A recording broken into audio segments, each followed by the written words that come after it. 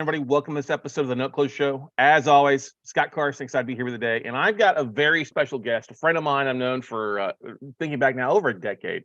It's somebody who's probably one of the most experienced investors out there. And he will tell you real estate isn't about real estate. Now, before you freak out, it is all about the money. And this is a guy who's raised well over $600 million in capital. He's from Wall Street. He runs an amazing organization and just a great guy who's got a big heart for helping investors like you who are listening or watching this to find success. And so we're honored to have Mr. John Burley join us here on the Note Closure Show today. How's it going today, John? Hey, Scott, thank you. It's an honor to be here. You are one of the good guys in the business, and certainly, in my opinion, the number one note guy I've known. And, we were talking earlier, I've known most of them, and I know some dates to go back maybe before you were born.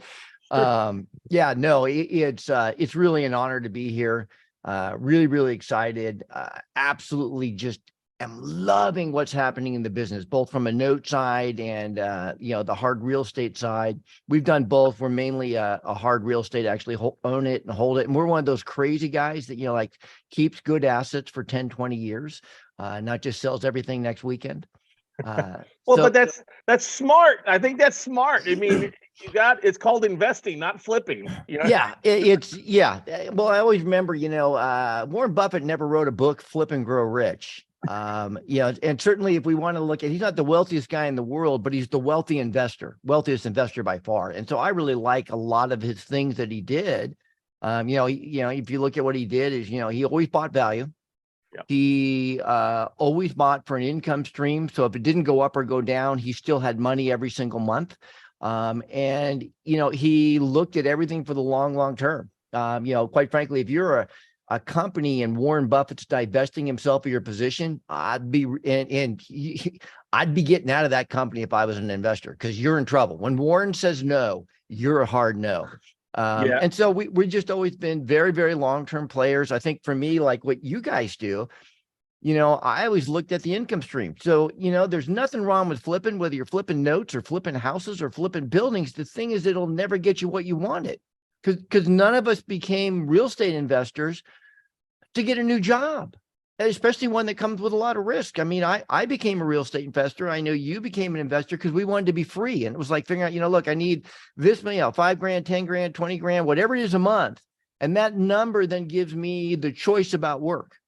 Because all of us just want to be able to retire earlier and better. And short-term transaction doesn't do that. And in many cases, it actually sabotages us because we're all humans. And man, when those big checks come in, the tendency is to go spend that money like water. So, what we're really, really looking at is just how do I get the freedom that I wanted and getting that cash flow. And for us, we did it via the real estate. I came out of Wall Street, formed the private equity company in 1989. I was actually the first guy to go into single family homes from Wall Street. And even more uniquely, we did it on the private equity for profit model rather than the fee model. So just real quick for the listeners, this, Scott, but 98% of the Wall Street type funds, they're not all Wall Street anymore, but 98% of those, they work predominantly for fees. Their income stream is mainly off the asset management, 2%, which is one of the reasons why, over the last 10 years, we've seen so many Wall Street companies pay so much. And you go like, they pay so much, I don't understand. The only truth is that we didn't understand, because what you didn't understand is they don't care if it makes any money. They're not us. When you make 2% asset management fee and you got 100 million to place next month, you buy as much as you could. And the more you overpay, the more you make. The heck with the clients. And people will be like going, oh, come on, John. I mean, movies like The Wolf of Wall Street, are those true? Are those real? It's like, oh, no. They tamed it way down. These people were complete, total, utter criminals. Were clearly aware they were criminals, wanted to be criminals, and did very well as criminals until they didn't, but they're still doing pretty good today, most of them. And so we're just long-term single family homes. And the one great thing we did, which is really interesting for you and for all your students today, is that I took some of the really good pieces Wall Street did. So first of all, they're really good about raising money. And you said it, it's something I've always said. People in real estate at first are shocked, but real estate has got nothing to do with real estate. Never had, never did. It's all about money. I mean, it's just an asset class at the end of the day. I learned my training from Wall Street is, first of all, we never got emotional about our own asset classes, because when you get emotional about something, that's when you make unwise decisions. And the other thing is, we always understood, it's like, no one in Wall Street, hey, let's see if we can buy commodities without any money. Let's see if we can buy futures without any money. Let's see if we can do FX without any money. And people are like, no, you can't do that. Yeah, you can leverage, but you need money. And, I think where people get so off track in this whole real estate thing, it's like, I literally, Scott, in 1979, I'm 62, at 79, I went to my first real estate seminar. And I drank the Kool-Aid, buddy. Yeah. I mean, I went to that and I drank the Kool-Aid. Now, for me, unfortunately, it was the wrong flavor. I didn't know they were serving lime Kool-Aid, which I don't like, but I drank it. And drank it, and it was all about, how to buy real estate with no money down, no credit, how to do flips with no money, no credit. And I kind of went in, and I had success, but it was mediocre and it wasn't sustainable. Over the next 10 years, I did a handful of deals. They all make money. If I look back at it and I'm truthful, 2 of them, they made money just because I got lucky. The market went up. I didn't buy very good deals. It just went up. I wanted to do a deal and I got it. And it was always, go find a good deal and the money will just show up, kid. Well, there was a whole bunch of deals I found and no money showed up. And back when I started, interest rates were 18%, which today is a blessing, because when everybody's freaking out about 7, I'm looking at it going like, I grew up in an era where if you couldn't make money at 10 to 12% with owner financing, the joke was, back then, nothing personal on anybody, was to go get a job at a grocery store, because you'll never make it in the real world. Right. Go get a government job. And so it was just, we were looking at, how to get the returns. But then, I'm in Wall Street. I got my firm. We were a boutique firm. And my clients, this is in the 80s, so we're going back quite a ways. My clients, the mid 80s, late 80s, they were literally all of them. Once I figured out I could choose my own client, they were all decamillionaires. A couple of them were, in that $500 million and became billionaire range. And none of them did anything that the real estate seminars Kool-Aid was teaching me to do. None of them. It was like it was a real business. And if we were to go to an MBA program, and get our MBA at any college, it was like if they were to sum up the 2 years, there'd be 4 points. First one, to have a great idea. And here's the great thing for everybody listening. Look, real estate in any form, whether you're doing the debts, the notes, whether you're doing the equity, the real estate's a great idea. So you got number 1. Number 2, though, is where almost every business, in the real estate side failed because we drank the wrong Kool-Aid. It's, hey, number 2 is raise money. First, not try. Imagine opening up a McDonald's and trying to, I think I'll do a no money down on the hamburger. Let's see if we can lease option the buns. Let's do an assignment. Or it's like that. I'll gladly pay you tomorrow for a cheeseburger today. Oh, I love it, Popeye. Now we're dating ourselves. And, it's just crazy. And then the third thing is we have to have a system to monetize. So in the financial industry, everybody but the silly real estate investors gets paid up front. And real estate, we're waiting to see if it works out and we'll get paid later. And that's crazy. And then the 4th step is learn to run it like a business. So I'm just sitting there and I just had this epiphany because I always wanted to do real estate. I just couldn't figure out how to do it. And it's like going, John, you don't run your business like the real estate education taught you. None of your clients who are wealthy run their business like that. Nobody does. It's not a sustainable model. It's like, so I sold my financial planning practice. I opened a private equity firm for real estate. I had trying to non-compete, so all my clients couldn't come and be my new investors. So I had to start all over again. And we just started raising money. And then, I found real estate was really easy with money. And right now, unless you're driving, just right now for a moment out there, guys, close your eyes. Because let me ask you this. If tomorrow morning there was $1 million in your bank account, could you easily buy notes or real estate? And the answer is yes. It would be easy. So instead of doing it the old-fashioned way, that's like a really broken, flawed model, why don't we follow the model that actual businesses that are successful do? Why don't we learn how to raise the money first? And then the real estate note business, that's all easy peasy if you had the money, and you just said it was. So let's shift our focus from, spending 15 hours a week looking at notes online. We have no money to buy, looking at real estate online. We have no money to buy. It's a complete waste of time. You're basically playing martyr with the family, pretending you're going to work, but you're not. You're spending a lot of hours, but you aren't making any money. We don't look at real estate, Scott, unless we already have the money.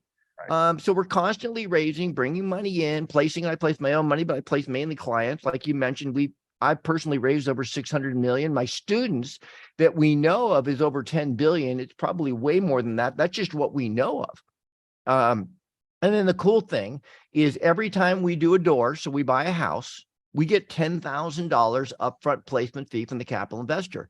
So for the newer investor, it's a super great transition. So literally, if you did just 4 deals your first year, that's $40,000 in placement fees, plus half the income stream, plus half the future growth. But more importantly, money in the bank today, so we can begin to transition out. You're in Texas. We have a lady, Nicole Hutmatcher. She's in Austin. Her first year in the business working with me, her first year, she did over 100 houses. She made over $1 million in placement fees. Trisha Rockwood, she is a Michigan gal, great lady. And she's done in 4 years, most of it during COVID, she did 205 houses. She made, and 196 were capital investors. She made $1,960,000 placement fees. But here's where the freedom comes in. Her cash flow every month is $84,000. And that's her share net. Her capital investors make more than that. And so what we just looked at is like, look, let's run this like a real business. Let's change from the green Kool-Aid to the red Kool-Aid, which we all know tastes better. Yep. Let's get the good Kool-Aid. Let's go all in on real estate. There's nothing wrong with drinking the Kool-Aid, and just committing to doing something, because you have to have some blind faith when you start anything to make it work. Every great business was on blind faith. Warren Buffett started Berkshire Hathaway with $500. I mean, Gates, it's well documented. He attempted to raise money from 1,200 different people. 300 were interested. 13 went hard in. All of those became worth more than $100 million, and they made Gates a billionaire, and then way beyond that.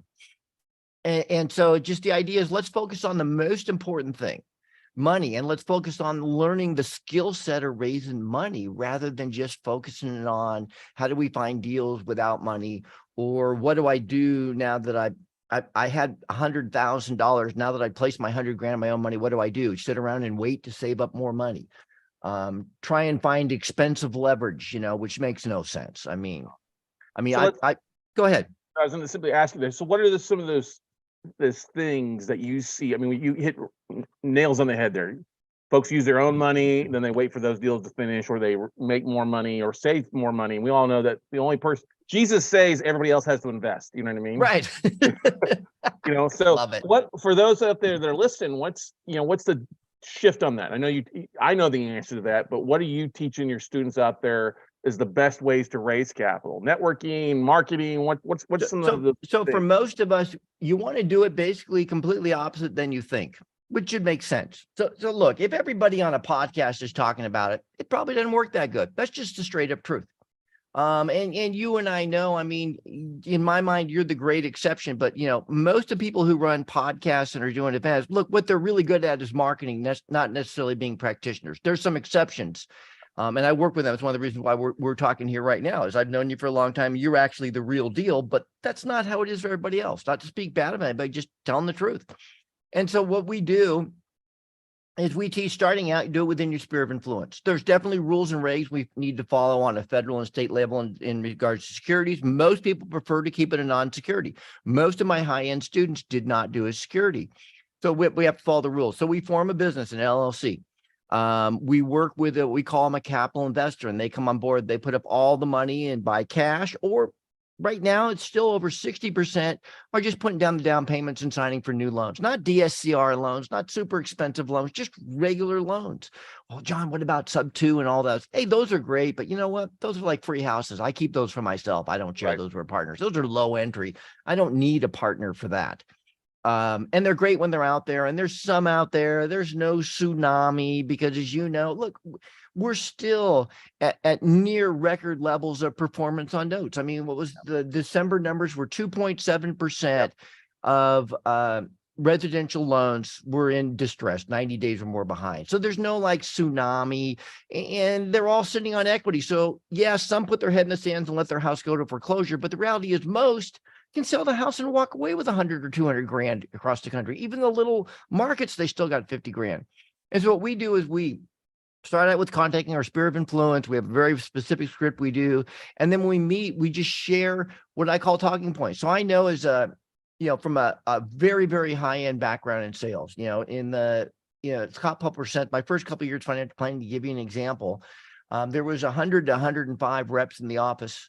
And most months I outsold the entire office. And every other month, me and the number 2 guy outsold the entire office. So obviously some people in sales do way better than others. And so one of the things is key is like, you don't show up with the pre-printed or the PowerPoint presentation that the company did, because those are moderate presentations, mediocre presentations designed to use by mediocre people to get mediocre results. And so what we do is we show up. I use a yellow pad. Literally, when I'm meeting with institutions and family offices in Wall Street, I write it on their whiteboard or via Zoom on my whiteboard.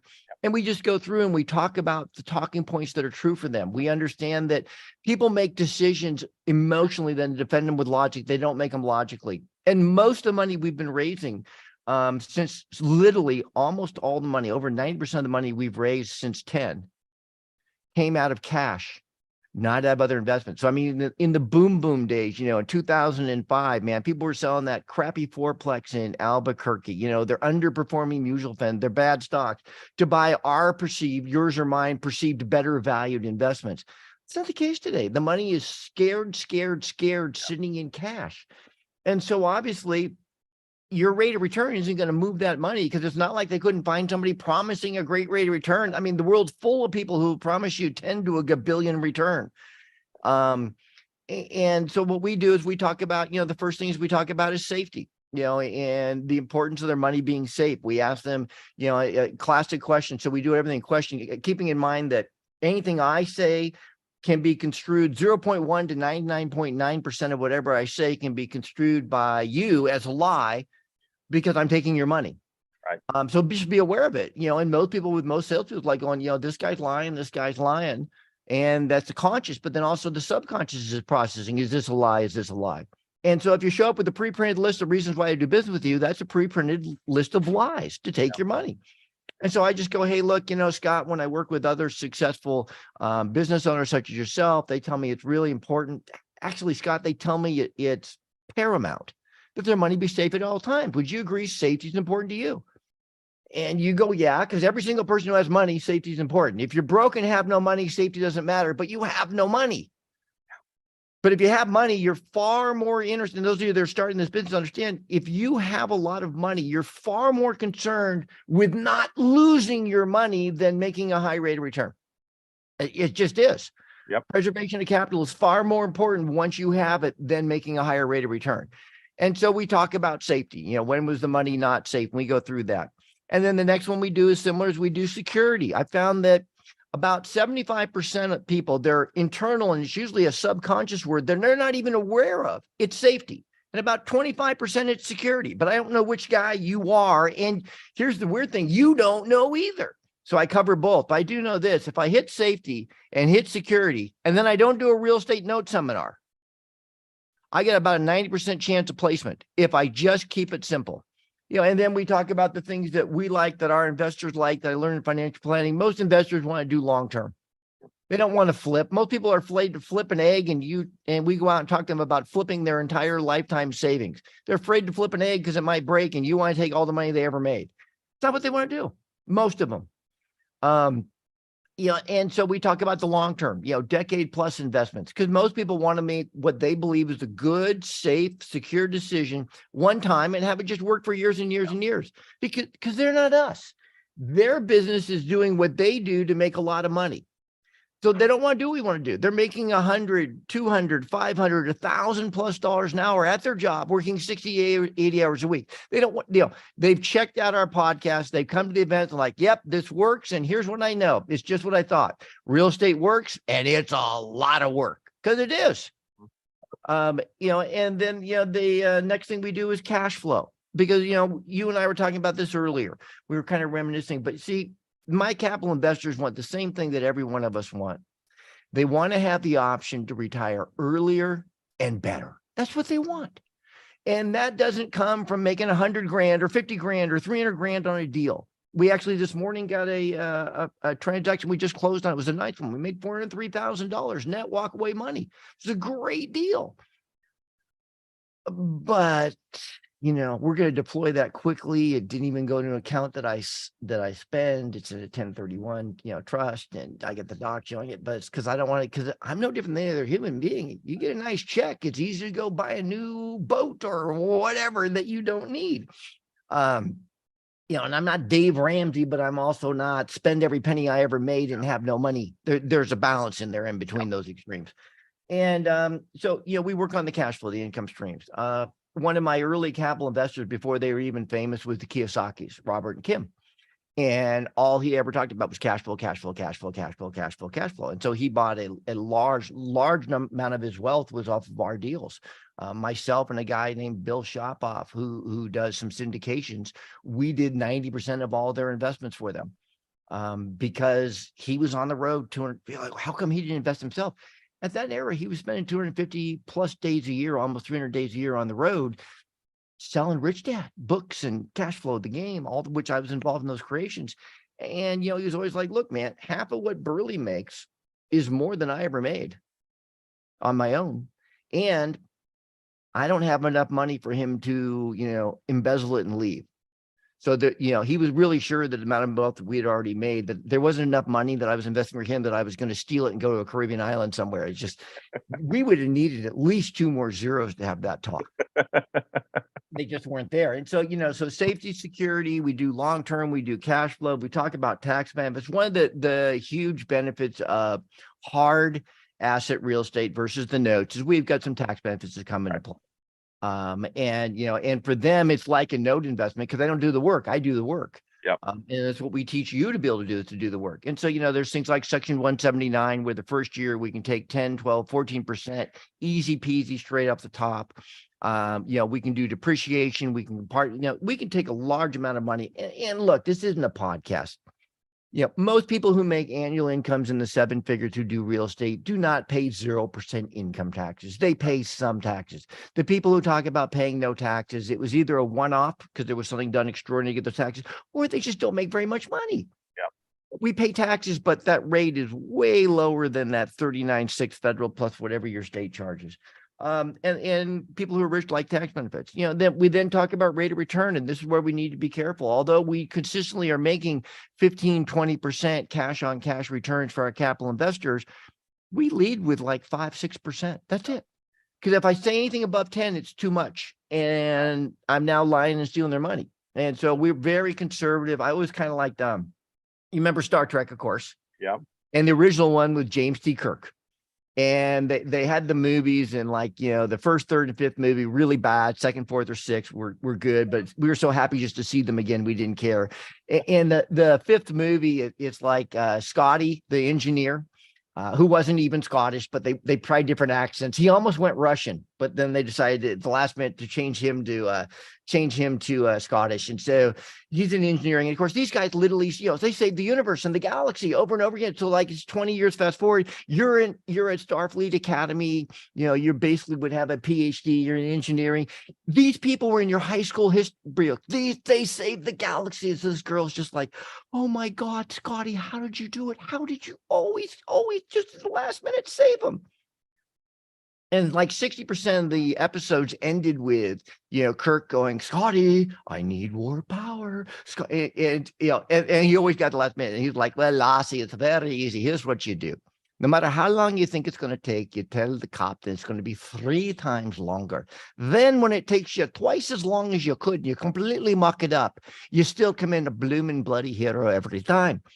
And so I'm just like, as an adult, like, this was brilliant. I'm just going to Scotty real estate. So I'm going to tell you 5 to 6. I'm thinking 20. If I completely screw up and make it 12, I'm still a hero. So it's like always set a benchmark that's low that you can always hit. Because I'll tell you, if you tell them 12 and you come in at 11.88, you're a crook. You come in at 6 and you're thinking 15 and it comes in at 9, you're a hero. So always be very conservative of that. And then, obviously, in real estate, we've got capital growth. Most people call it appreciation. Don't call it appreciation. Appreciation to people who have money, it has some negative connotations, especially internally on the subconscious level. Part of the reason that they got hit hard was because of that. And you got to remember, people who are 60 plus, who are wealthy, which is where most of the wealth is, they went through 87 where they lost a third of everything they had in the stock market. And many of them never healed emotionally. I'm talking 40 years later, they still never go. But then the more recent, 2010, most people lost about a third of everything they owned who had money. And they just lost another 20 to 25% a year ago. They ain't hanging out at RIAs. They ain't on podcasts. They ain't going to meetings to learn how to invest. Subconsciously, they're in the fetal position. Their money is parked at 0 to 3%. What you're competing against with most of the capital we do, I'm competing against treasuries. If I can beat a treasury, they'll do it. And then I've got a lot of long-term, really good things, plus tax benefits on top of treasuries. But whether you're in the notes or the hard real estate, we can beat treasuries pretty easy. And that's what you're competing against. When you blue sky, your broke friends think it's great. People who have money just look at it. Too much, kid. Now you pay them too much, but don't promise too much. And that's in a nutshell what we do. And we teach. And I know we have an event coming up in April. We already have 6 confirmed Century Club members. So Century Club members are Burley students, graduates, who've gone on to do 100 deals, which means, they've all made $1 million to $3 million plus in placement fees. But more importantly, they're all making, $50,000 to $100,000+ a month in cash flow. You can go to johnburley.com/Scott Carson. Everybody knows your name in the world, I think. So johnburley.com/Scott Carson. It's in April. You guys, we, like you do, we do YouTube videos, so you can subscribe and follow me there, johnburley.com. We've been doing a lot more on YouTube. So if you got specific questions, just ask and I'll respond. I check in a couple times a week, and you want to know about, hey, John, how do I talk about security? I'll do a 10-minute talk just for you on security, whatever you want. And then, of course, we're all on Instagram, john.burley. We have free downloads on johnburley.com. You can go there. And then one thing a lot of people like is we still do a lot of Facebook. And we've got the John Burley Real Estate Investing Group, and you can go there and join the group and ask questions. There's a lot of links up there for you. Just a lot of ways where you can get engaged and learn more about what we do. I will make sure to put all those links in the description, and then if you're listening, you can see it below in the description on wherever you're listening to podcasts, or in the YouTube description as well too for you. You and I were talking before we got started. I'm sure this is a question from some of the listeners out there right now. How are you positioning yourself, and what, maybe it's a two-part, how are you positioning yourself to take advantage of what the market's doing now, and their asset classes, price points that you stay away from?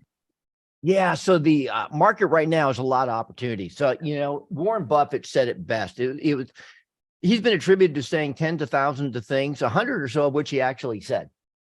And the one that he actually said, because in 1991, I actually met a man from Austin, Texas, who told me to buy a Class A share of Warren Buffett. And I think it was $108,000. He didn't have Class B, because back then his annual report was only available to shareholders. It wasn't shared publicly. And when he did the annual thing, it was literally a lottery. I never won the lottery, but I bought the share to get the 12 to 15 page annual newsletter. One of the things he always said that is so true: when others are greedy, be fearful. That just described 19, 20, and 21. People who are going all in 21, you want to be leery about them because they don't really know what they're doing. And then the most important one he said is, when others are fearful, be greedy. So we need to go in and be protective. We need to be wary of what we're doing. We need to be greedy.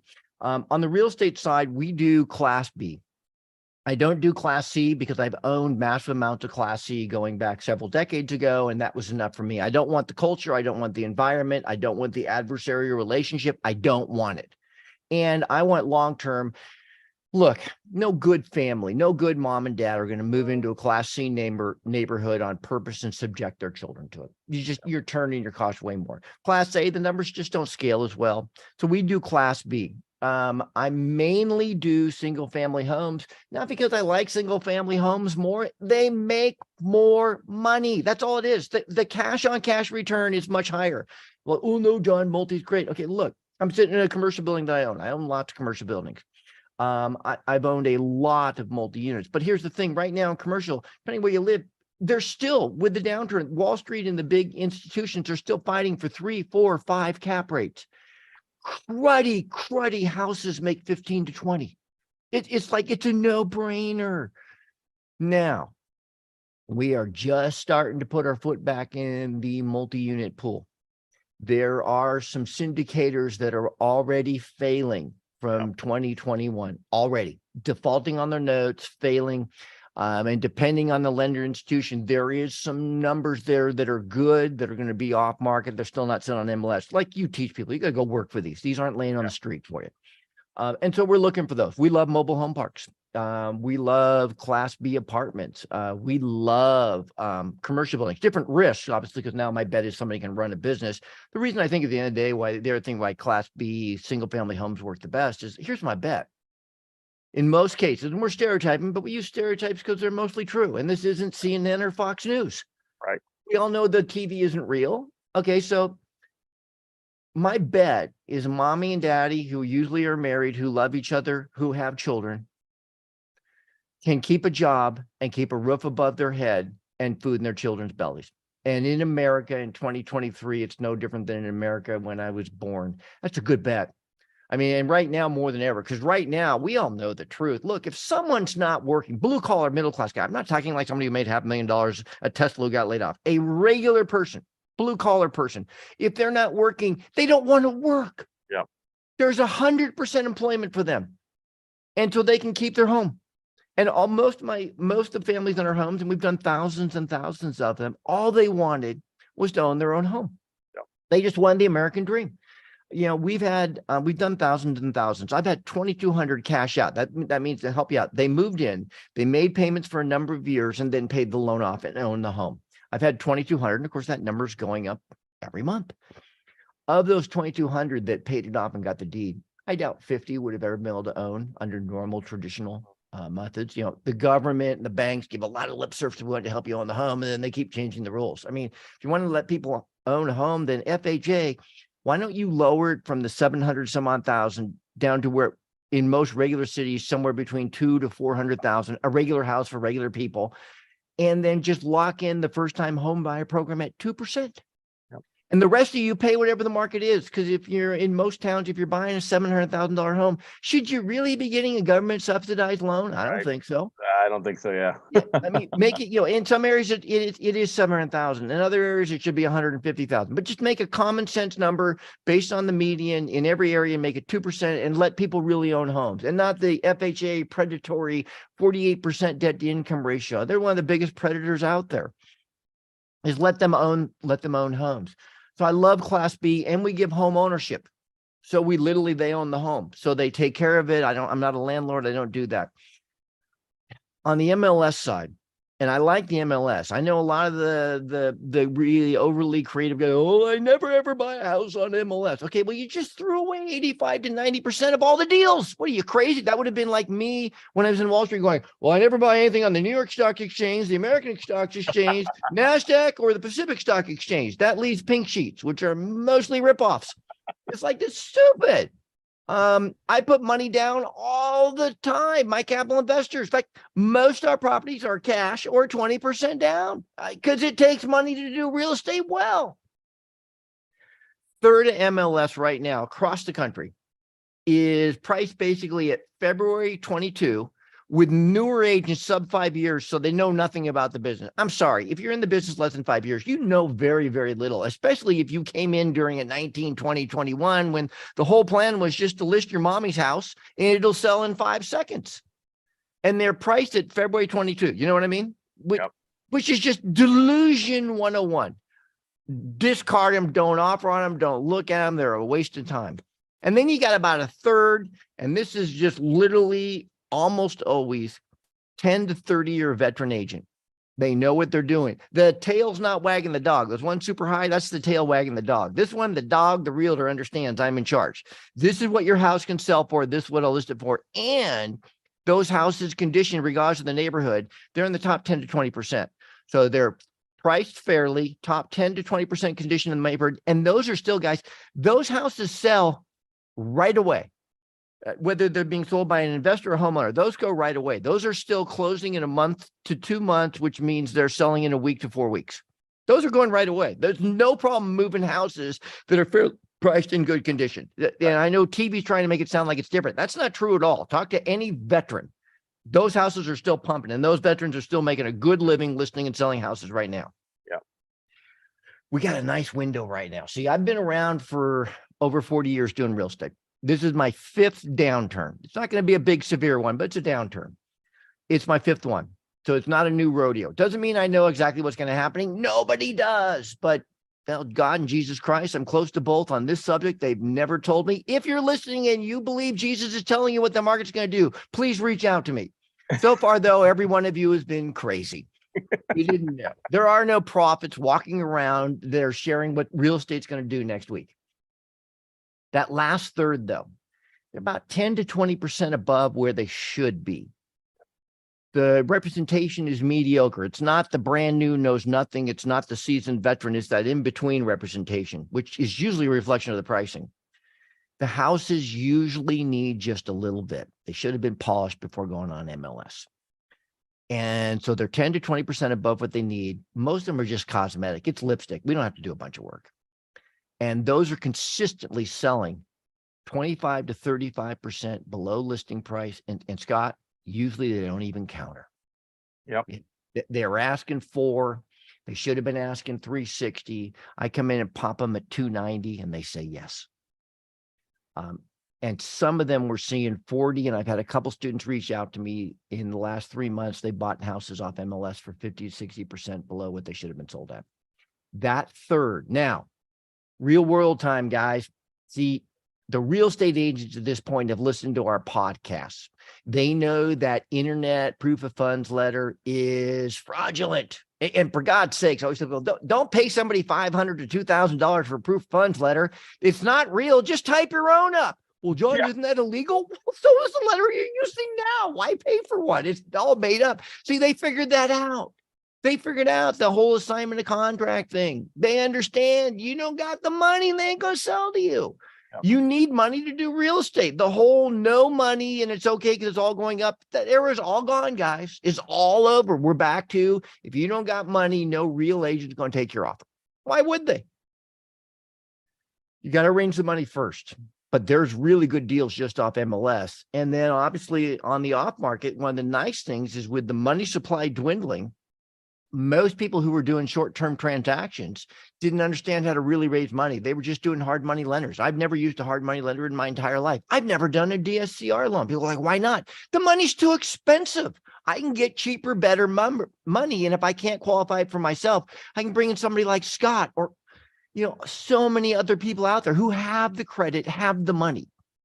Just because you don't doesn't mean it doesn't exist, but it is needed to do the deal. And so, we're buying those and they're great. Just the off market takes longer. On market's there. And I've always done a balance. What I've always looked at the market, Scott, is when the market's easy, I buy a lot. When the market's hard, I buy less. I've never tried to do market timing in my life because certainly my 40 plus years of doing professional investing, it doesn't work. Mm-hmm. But I do know that I can let the market time me. Markets, good deals, we buy way more. Bad deals, we buy way less.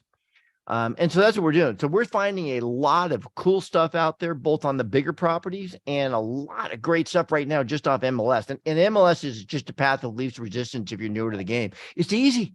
It's just sitting there. I mean, you don't, and everybody expects you to do real inspections and check it all out. And, it's not like, going deep into the woods off market. And I see some people, they're brand new. They start out with rehabbers with no construction experience. Let me help, man. If you don't know how to fix a house, don't buy a fixer. Well, Joe, it's a better deal. Only if you know what you're doing. If you don't know what you're doing, it's like, geez, look, My dad owned a construction company. I worked in the trade 2 summers, which is a wonderful experience because it made me know I never wanted to do that for a living. God, that was hard. And then I'd see the guys that were 50 years old, the bodies looked like they were 90, man. They were falling apart. But it's like, I know how to do all the rehab. And there's areas where we do a lot to rehab. Not the last few years. There's no need because there's so many other investors who are buying them, over rehabbing, and them having to sell them on the cheap. Let them do the work and overpay. Because when you do rehab, I mean, like if I was to knock that wall down, there ain't nothing good behind the wall. All there is mold, mildew, dry rot. And that's on the 2-year-old house, yet alone the older ones. So keep it simple, man. Buy houses that are livable right now as is. Put somebody in for the long term. Let them be the owner. Let them take care of it. Let them just pay you a premium to own. And then, learn the talking points. Go out and raise money. I mean, because that's what it's about, having the capital. And like I said, when I started, I drank the Kool-Aid, but it was the wrong flavor. Because everybody in the equity markets, the real market, stock market, all the financial planning, all the Wall Street, I mean, they just laughed at how ludicrous the silly real estate people were trying to buy houses and assets without money.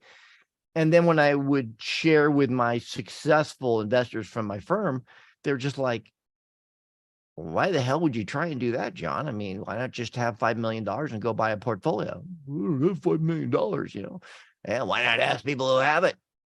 Like what you're doing right now, putting my money into something else. So it took me a while to connect the dots. Took me a while to get the right flavor of Kool-Aid. But once I got it, I just stayed with it. Because I think like you, I know you, and like most people listening right now, look, real estate's in your DNA. What you're supposed to do. It is your future. It is how you can provide for yourself and your family forever. But guys, you need capital for the long term. And like every other money professional, except for us silly little real estate investors, you need to get paid to bring the capital on and place it, because everybody else does. That was the one thing that always mystified me in real estate. It's like going, why are we supposed to do all this and not get paid up front again? Because it's not what I do at my regular job. And I just kind of put two together and go, this is silly. I'm just going to take the good stuff that Wall Street did and apply it to the good stuff that Wall Street does. And then I had a great model. Yeah. Great model. It's true. And guys, I totally recommend it. Check it out. John's got an amazing event coming up. What is the middle of April like 15th through the 17th? 15th, like 17th, and 21st, 23rd. There's 2 back-to-back weekends, lots and lots of content with a big full package for you, because it's a real business. You got a lot to learn. Do it right. Yeah, exactly.